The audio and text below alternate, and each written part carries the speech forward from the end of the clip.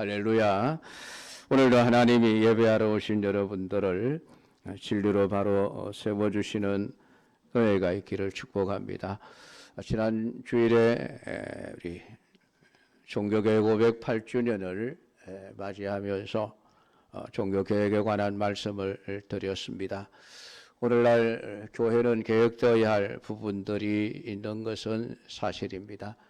그러나 교회가 개혁되기 위해서는 먼저 성도 한 사람 한 사람이 그 신앙이 개혁되어지지 않으면 안 됩니다.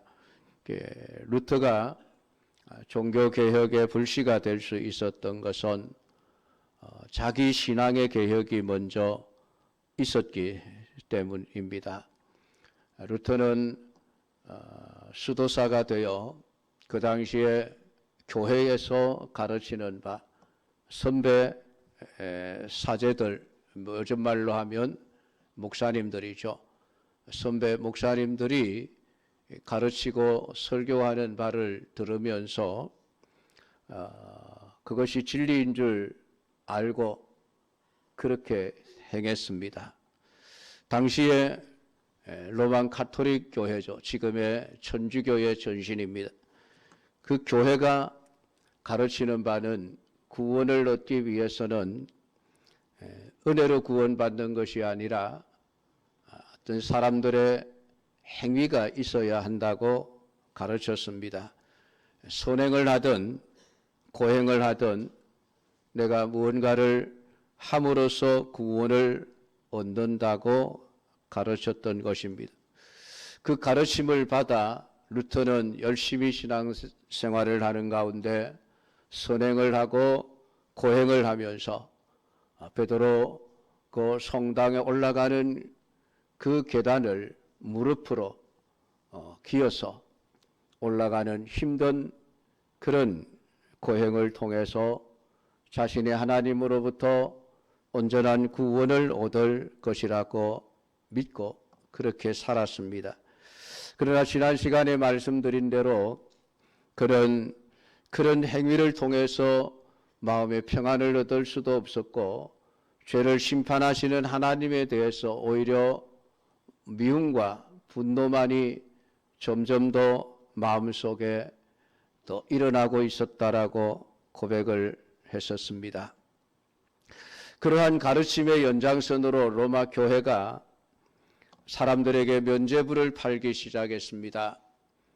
당신들이 어떤 죄를 지었던 이 면죄부를 사기만 하면 그 죄에 대한 모든 벌을 용서받을 수 있습니다. 라고 가르쳤던 것입니다.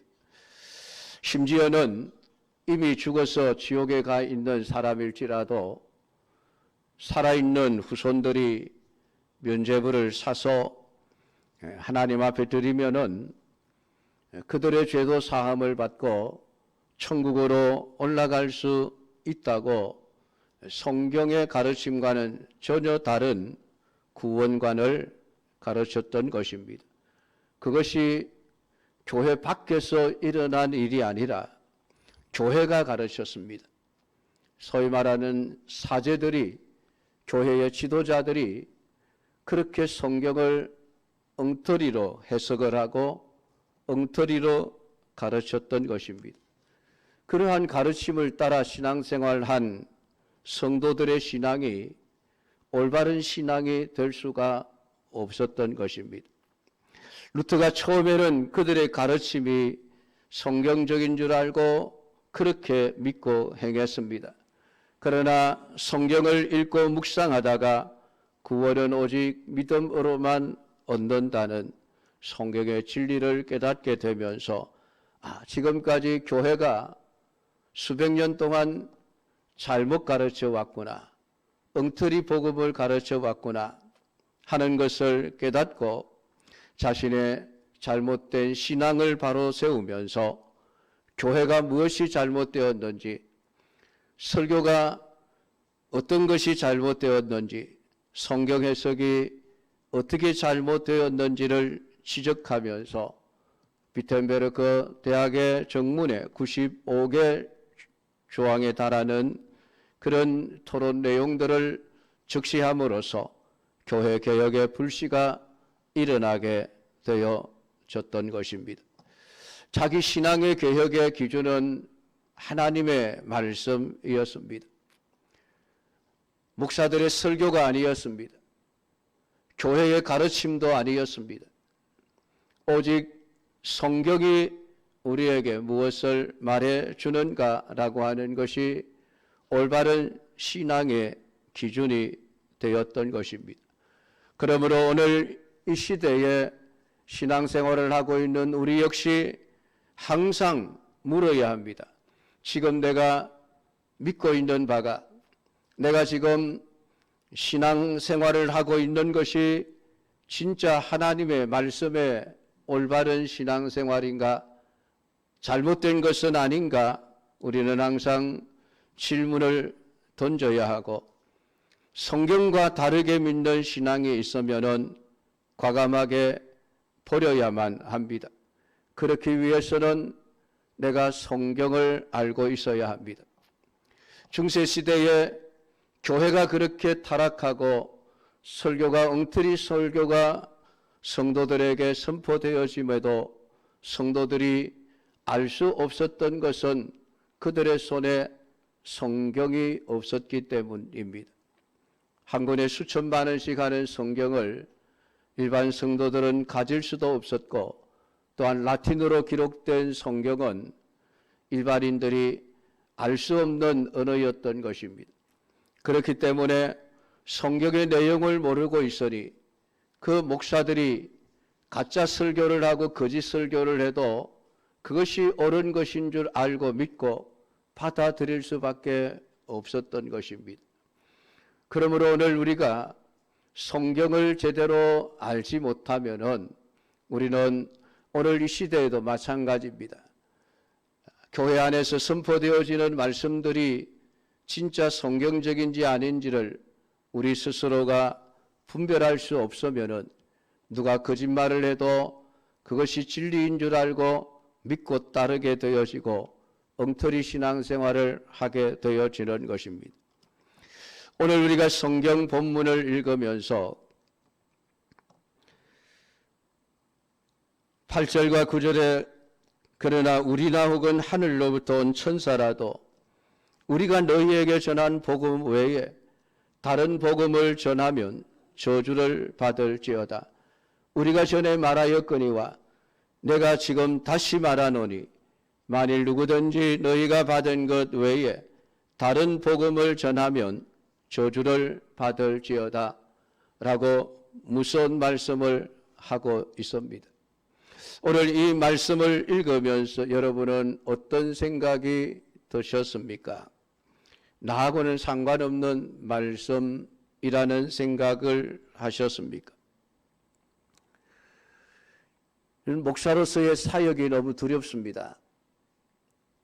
이 말씀 앞에서 내가 과연 주일마다 성도들 앞에 서서 복음을 전하고 있는데 만약에 내가 성경과는 다른 복음을 전하며 나는 저주를 받을 수밖에 없는 자가 되겠구나. 이 말씀 앞에서 너무 두려워 떨 수밖에 없습니다. 그것은 여러분들 또한 마찬가지여야만 합니다. 그리스도의 은혜로 너희를 부르신 이를 이같이 속히 떠나 다른 복음을 따르는 것을 내가 이상하게 여긴다. 잘못된 복음을 진리인 줄 알고 믿고 따르는 자들 역시 마찬가지로 함께 저주를 받을 수밖에 없다는 사실을 여러분들이 깨달으셔야만 합니다. 내가 목사로서 성도들에게 잘못된 복음을 가르치면 여러분 전체를 잘못된 신앙생활로 이끄는 것이 되어지는 것입니다. 그래서 강단에 설 때마다 두렵습니다. 내가 다른 복음을 전하지 않도록 조심해야 되겠다는 생각을 하게 되어집니다. 성경 이외에 다른 복음은 없습니다. 사도 바울은 11절과 12절에서 내가 전한 복음은 사람의 뜻을 따라 된 것이 아니고 사람에게 받은 것도 사람에게 배운 것도 아니요 오직 예수 그리스도의 계시로 말미암은 것이다 라고 말하고 있습니다. 바울 자신이 받은 그 복음, 바울 자신이 전하는 그 복음은 사람들에게서 배우고 받은 것이 아니라 예수님께서 계시로 알려주신 진짜 복음이요 참된 복음을 전했다라고 하는 것입니다. 그렇게 바울은 이 복음을 전해서 사람들에게 진리를 가르치고 그 진리를 믿은 사람들이 모여 갈라디아 교회가 세워졌습니다. 그렇게 교회를 세워놓고 말씀을 가르치던 사도 바울은 또 다른 지역에 가서 복음을 전하기 위해 떠나게 되어집니다. 그런데 나중에 다시 갈라디아 교회에 대한 소식을 듣고 보니 바울이 떠나고 난 이후에 다른 복음을 전하는 자들이 들어와서 사도 바울이 전했던 그 진리의 복음이 아니라 다른 복음을 따르는 많은 무리들이 생겨나게 되었다는 소식을 듣게 되어진 것입니다. 그것을 바울은 이상한 일이다라고 말씀을 하고 있습니다. 오늘 이들이 전한 다른 복음이라고 하는 것은 다른 것이 아니라 율법주의였습니다. 은혜로 믿음으로 구원을 얻는다는 것이 아니라 구원을 받기 위해서는 내가 무언가 행위를 해야만 구원받을 수 있다고 가르치는 것이었습니다. 그 사람들이 다른 사람들이 아니라 하나님을 믿는 사람들이었습니다. 구약 성경을 믿는 사람들이었습니다. 이때까지는 아직 신약 성경이 완전히 기록되기 이전이었기 때문에 그들의 손에는 구약 성경이 들려 있었습니다. 그렇게 바울이 떠난 갈라디아 교회 안에 믿음으로는 구원을 얻을 수 없습니다. 행위를 통해서 구원을 얻어야 됩니다. 구원을 얻으려면 할례를 받아야 됩니다. 구원을 얻으려면 율법을 지켜야 됩니다. 그렇게 가르치는 사람들이 나타나게 되어졌고 갈라디아 교회 성도들 중에서 많은 성도들이 그들의 잘못된 성경 해석과 잘못된 가르침을 진리인 줄 알고 거기에 따라가는 엉터리 신앙을 하는 사람들이 되어져 버렸던 것입니다. 중세시대 여러분, 성경을 안 가르친 것이 아닙니다. 성경을 가르친다고 가르쳤는데 성경을 사람들이 기뻐하는 대로 사람들이 좋아하는 대로 성경을 엉터리로 해석을 해서 잘못 가르쳤던 것이 문제였던 것입니다.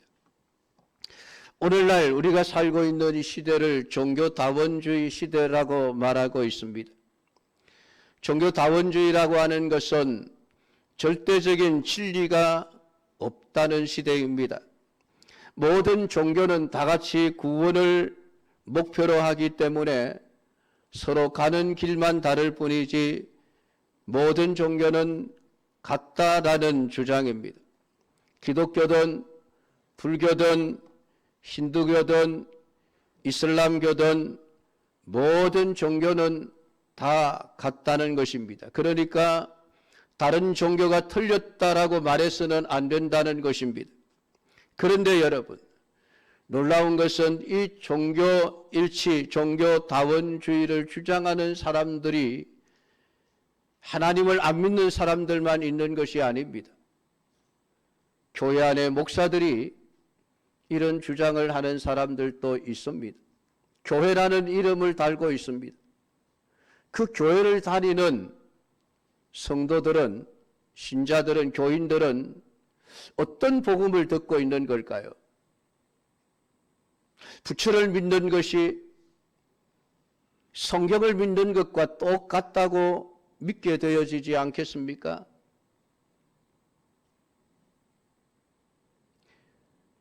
힌두교를 섬기는 신앙이 기독교의 신앙과 똑같다고 믿을 것입니다. 사도 바울이 오늘 이러한 주장을 들었다면 과연 뭐라고 할까요? 다른 복음을 전하는 자는 저주를 받을지어다. 그렇게 분노하면서 외치지 않겠습니까? 사랑하는 성도 여러분, 오늘 여러분의 신앙의 기준은 무엇입니까? 성경입니까? 아니면은 다른 것입니까? 목사의 설교가 중요한 것이 아닙니다. 그 설교가 하나님의 말씀에 맞느냐 맞지 않느냐라고 하는 것이 중요합니다. 중세시대 교회는 성경을 가르치되 성경을 잘못 해석하여 엉터리 신앙을 가르쳤던 것이고, 수백 년 동안 수많은 성도들이 자신들이 믿는 바가 잘못된 것인지도 알지 못한 채 하나님과 상관없는 엉터리 신앙생활을 하고 교회를 다니고 있었던 것입니다. 겉으로 볼 때에는 교인이었고 겉으로 볼 때는 하나님을 믿는 사람이었지만은 결국 진리를 깨달은 루터의 눈에 그들의 신앙은 가짜 신앙이었고 엉터리 신앙이었던 것입니다. 그래서 종교개혁자들이 종교개혁을 운동을 하면서 가장 먼저 하는 일들이 성경을 번역하고 성경을 그 당시 사람들이 읽을 수 있는 나라의 언어로 번역해서 성경을 성도들의 손에 들려주는 일이었습니다. 그리고 성경을 읽게 했습니다. 성경을 가르쳤습니다. 성경 공부를 하면서 그들로 하여금 자신들이 믿는 바가 하나님의 말씀에 합당한 올바른 신앙의 길을 걸어가도록 그렇게 했던 것입니다. 오늘 여러분의 신앙이 하나님의 진리의 말씀을 따르는 신앙이 되지 않으면은 결국은 이상한 일이 될 수밖에 없습니다. 갈라디아 교회 성도들을 향하여 그리스도의 은혜로 너희를 부르신 이를 이같이 속히 떠나, 은혜로 구원받는다는 이 구원의 진리에서 떠나버린 갈라디아 교회 성도들, 다른 복음을 따르는 것을 내가 이상하게 여긴다. 아니 왜 그렇지? 왜 저렇게 하지? 이상한 일로 여긴다는 것입니다. 옳지 못한 일이라는 말입니다. 잘못된 일이었다는 말입니다. 다른 복음은 없다. 오늘 사도 바울이 그리스도의 계시로 말미암아 전한 그 복음 이외에 다른 것들은 아무리 복음이라고 하는 이름을 붙인다고 해서 복음이 되는 것이 아니라는 것입니다.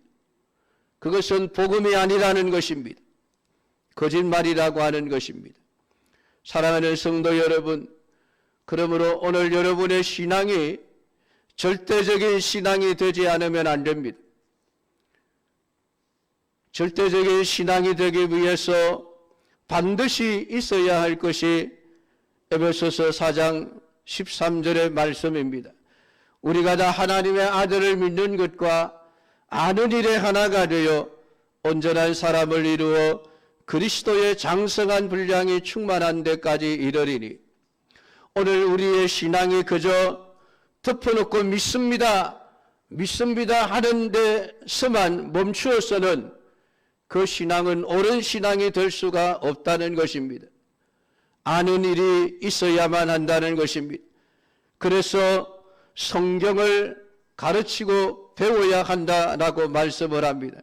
교회 안에 성경을 가르치는 목사와 교사와 선지자들을 세우신 목적이 성도들을 온전한 그리스도인으로 세워가는 것, 하나님의 아들을 믿는 믿음과 아는 일에 하나가 되는 온전한 사람을 이루어 그리스도의 장성한 분량이 충만한 데까지 우리의 신앙이 도달할 수 있도록 이끌어가기 위해서 교회 안에 말씀을 가르치는 자들을 세우셨다고 기록을 하고 있습니다.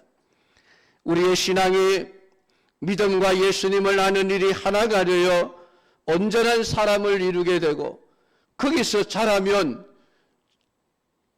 그리스도의 장성한 분량에까지 이르게 된다고 말씀을 하고 있습니다. 온전한 성도가 되기 위해서는 믿습니다라는 믿음만 있어서는 안 됩니다. 신앙의 지식이 믿음과 일치가 되어질 때에 그 사람의 신앙이 올바른 신앙이라고 말할 수 있는 것입니다. 그래서 우리의 신앙은 믿음과 성경 지식이 이 두 개의 바퀴를 가지고 움직여야만 합니다. 하나의 바퀴만으로는 절대로 앞으로 나갈 수가 없는 것입니다. 자동차 바퀴가 하나가 펑크가 나서 바람이 빠져버리면은 차를 가만 내버려 두면 제자리에서 뱅뱅뱅뱅 돌게 되어져 있습니다. 절대 똑바로 앞으로 나가지를 못하는 것이죠. 그렇기 때문에 두 바퀴가 똑같은 그런 공기의 압력을 가지고 있을 때에 차는 한쪽으로 치우치지 않고 올바른 방향으로 나갈 수 있게 되어지는 것입니다. 믿음과 신앙의 지식이라고 하는 것은 항상 똑같이 가야만 합니다. 그래야 우리의 신앙이 어느 한쪽으로 치우치지 않고 똑바르게 주님이 원하시는 자리까지 나아갈 수 있기 때문에 그렇습니다.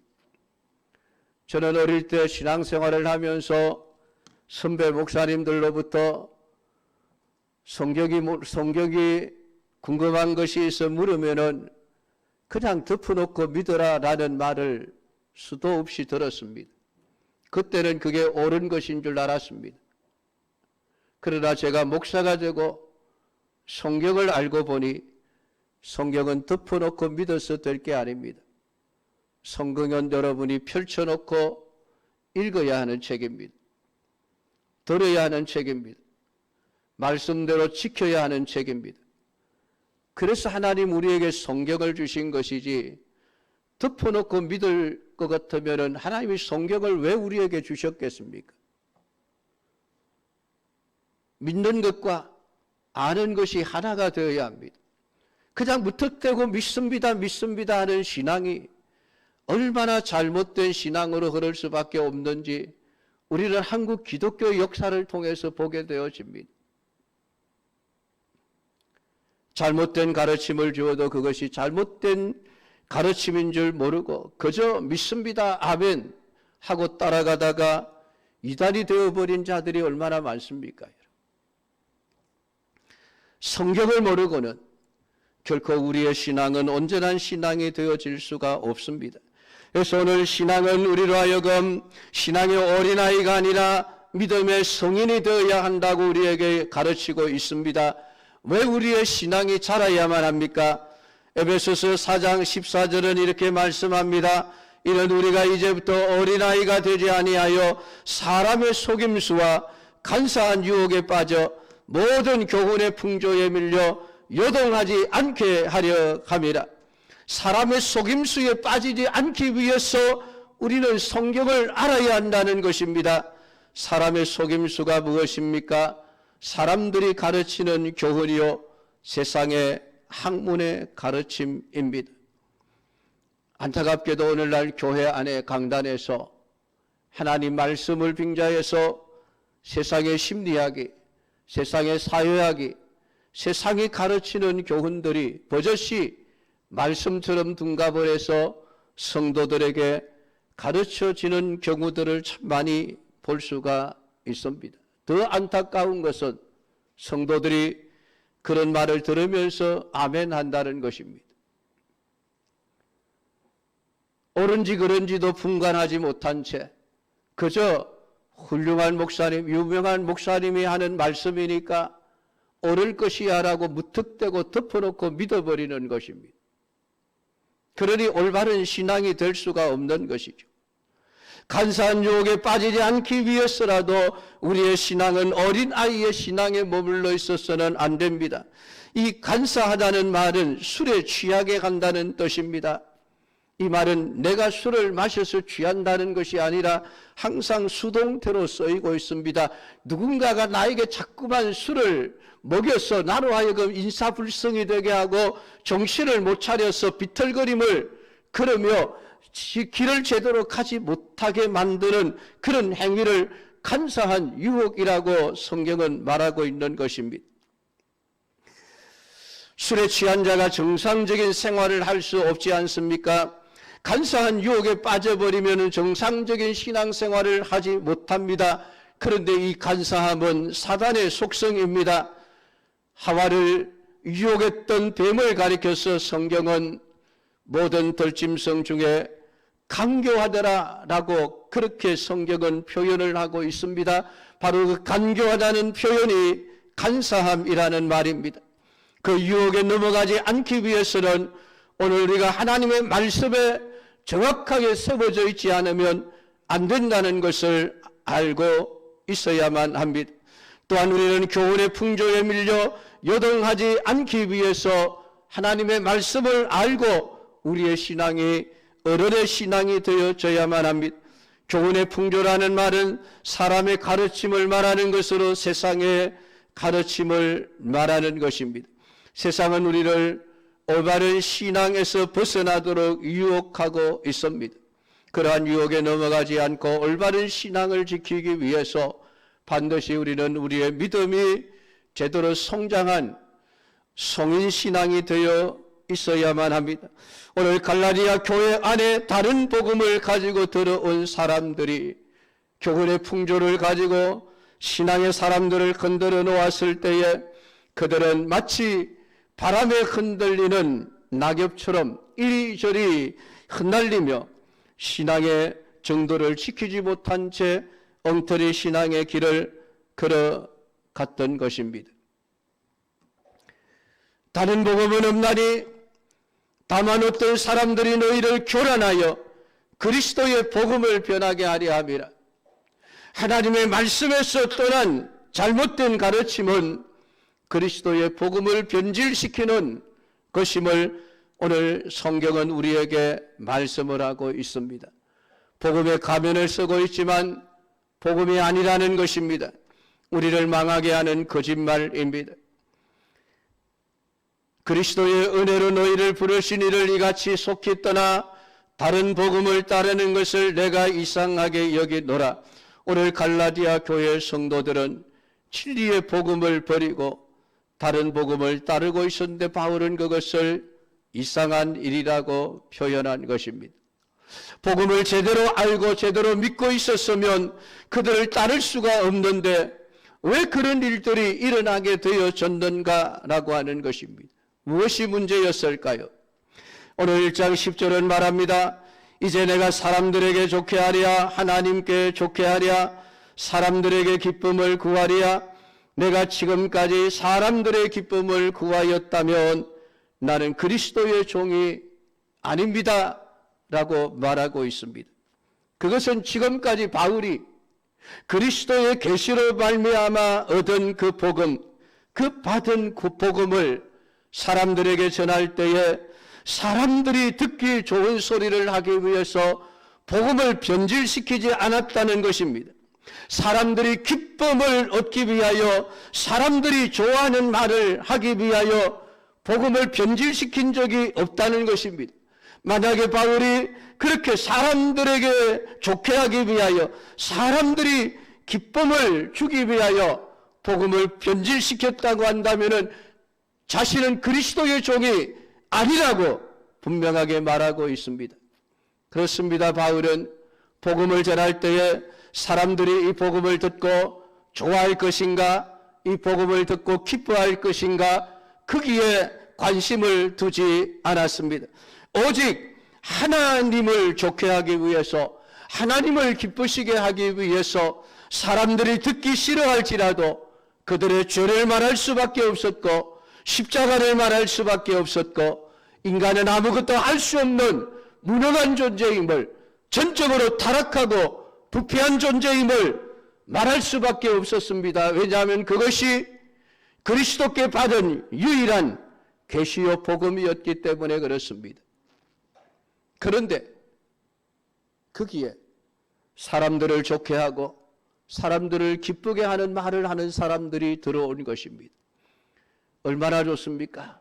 사람들이 듣고 싶은 말을 해주고 사람들이 듣고 기분 좋은 말들을 해주니 많은 사람들이 바울이 전한 듣기 싫은 복음, 우리를 죄인이라고 몰아붙이는 그 복음을 버리고 당신이 뭔가를 할 수 있습니다. 당신은 대단한 사람입니다. 스스로가 구원할 수 있습니다. 하나님 앞에서 뭔가를 해보십시오. 남들이 하지 못하는 선행을 하고 율법을 제대로 지켜보십시오. 그러면 구원을 얻을 수 있습니다. 인간을 높여주고 인간의 존재감을 세워주고 자존심을 세워주는 그런 복음을, 거짓 복음을 전하는 사람들이 들어와 복음을 전하니 사람들이 얼마나 기분이 좋았겠습니까? 맞아, 내가 이렇게 대단한 사람인데 내가 왜 죄인이야? 내가 왜 무능해? 내가 왜 전적으로 타락했어? 내 스스로도 나를 구원할 수 있는 자인데 사람을 좋게 하고 사람을 기쁘게 하는 거짓된 복음 앞에 수많은 사람들이 무너져 버렸습니다. 왜요? 진리의 말씀을 싫어했기 때문에 그렇습니다. 오늘 갈라디아 교회 교인들은 하나님을 기쁘시게 해드리기 위해 신앙생활을 한 것이 아니라 자기를 기쁘게 하기 위해 자기 만족을 위해 신앙생활을 했던 것입니다. 그래서 바울이 전하는 복음이 사람을 기쁘게 하지 못한다는 사실 때문에 그들은 사람을 기쁘게 해주는 다른 복음을 따라가 버렸던 것입니다. 여러분은 무엇 때문에 신앙생활을 하십니까? 하나님의 말씀을 들을 때에 여러분을 좋게 하는 말, 여러분을 기쁘게 하는 말을 듣기 위해서 이 자리에 나와 계십니까? 아닙니다. 그리스도의 복음을 듣기 위한 목적으로 여러분이 교회를 나오셔야만 합니다. 내 기쁨을 위해 교회를 나오게 되시면 내 자존심을 찾기 위해 내 존재감을 높이기 위해 교회를 나오게 되어지면 결국은 진리를 버리고 다른 복음을 원하게 되어지는 것입니다. 1600년대 프랑스의 국왕 루이 14세가 나라를 통치할 때 이런 일이 있었습니다. 그 당시에는 온 나라가 종교국가였습니다. 기독교 국가였죠. 그러니까 왕과 왕의 가족들이 프넬론이라고 하는 대주교가 심우하고 있는 교회에 출석을 하고 있었습니다. 그런데 이 교회가 너무 부엌이 되는 것입니다. 너무 많은 사람들이 모여서 예배당에 다 수용할 수 없을 정도로 주일만 되면 예배당이 꽉꽉 차는 것이었습니다.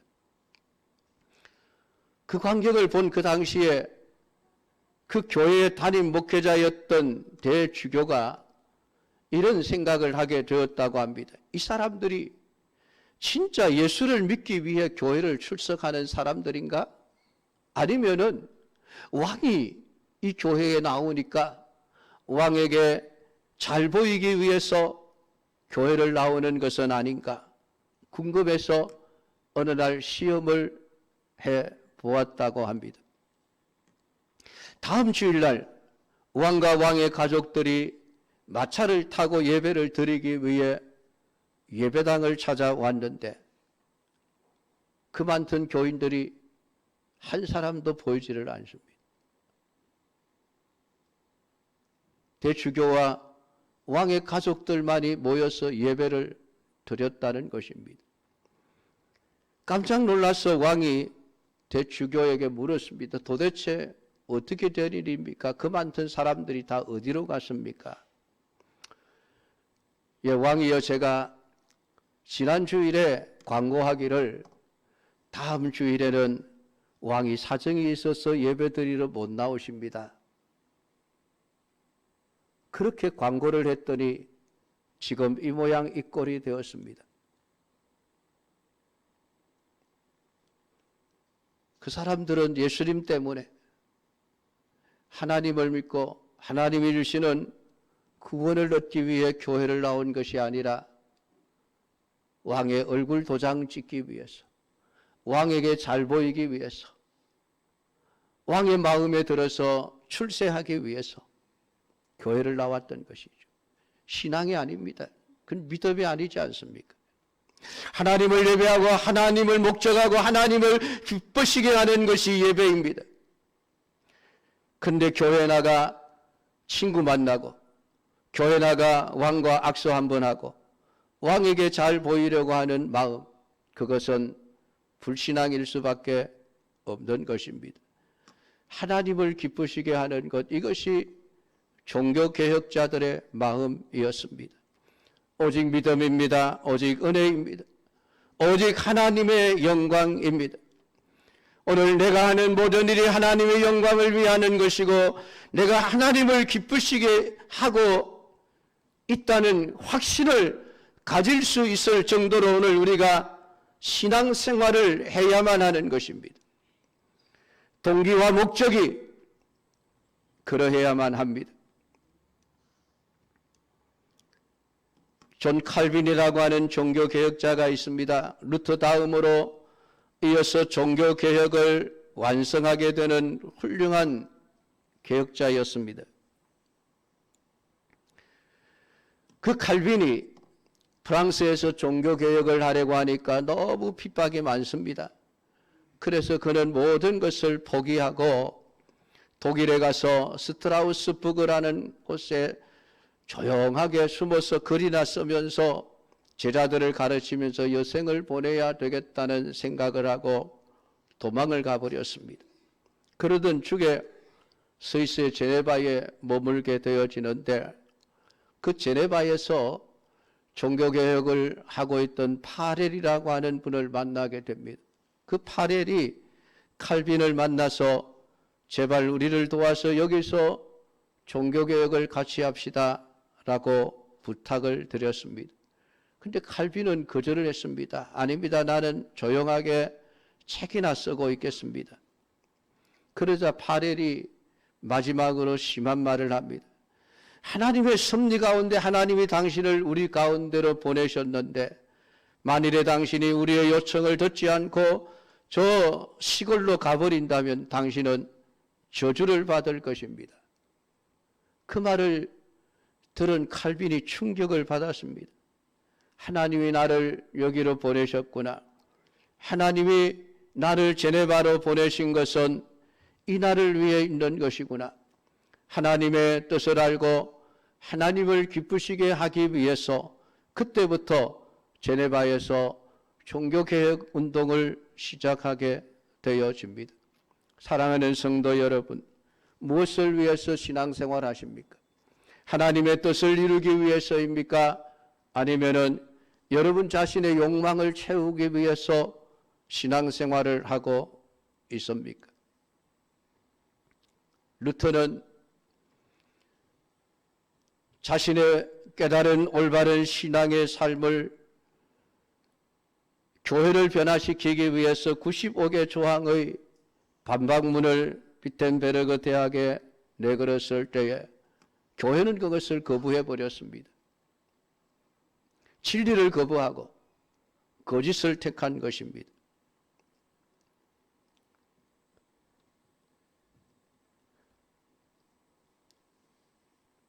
로마의 황제는 이 루터를 재판적으로 불렀습니다. 스투트가르트라고 하는 곳에 가면 그가 재판정에 섰던 자리가 기점으로 남아있다고 합니다. 거기에 서서 루터는 이런 말을 했다고 합니다. 하나님, 내가 여기 서 있습니다. 나에게는 선택이 없습니다. 죽고 사는 문제 앞에서 목숨을 걸고 진리를 사수하고자 했습니다.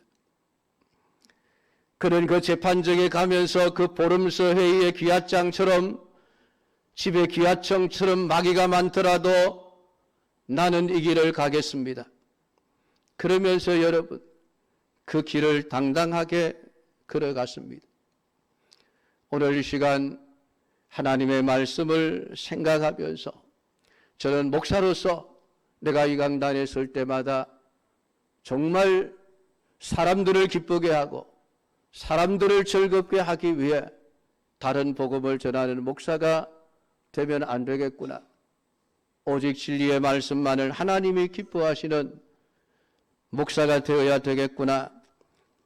그렇지 않으면 저주를 받는다는 이 말씀 앞에서 두려운 마음으로 여러분 앞에 늘 서고자 합니다. 사랑하는 성도 여러분, 여러분 역시 마찬가지여야만 합니다. 내가 몰라서 깨닫지 못해서 엉터리 복음인 줄 알고 믿고 따라가면 그 역시 저주를 받을 수밖에 없다는 사실을 깨닫고 하나님의 말씀을 제발 좀 읽으십시오. 성경의 내용을 아셔야 합니다. 그래야 여러분의 신앙이 균형을 잡고 올바른 신앙의 길을 걸어갈 수 있는 것입니다.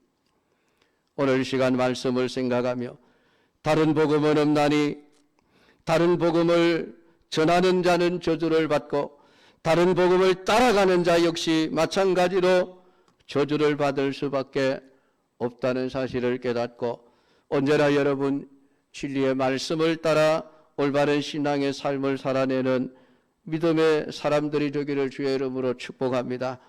기도하겠습니다. 하나님 아버지, 오늘 이 시간도 갈라디아서 1장의 말씀을 두려운 마음으로 읽으면서 성도들에게 증거했습니다.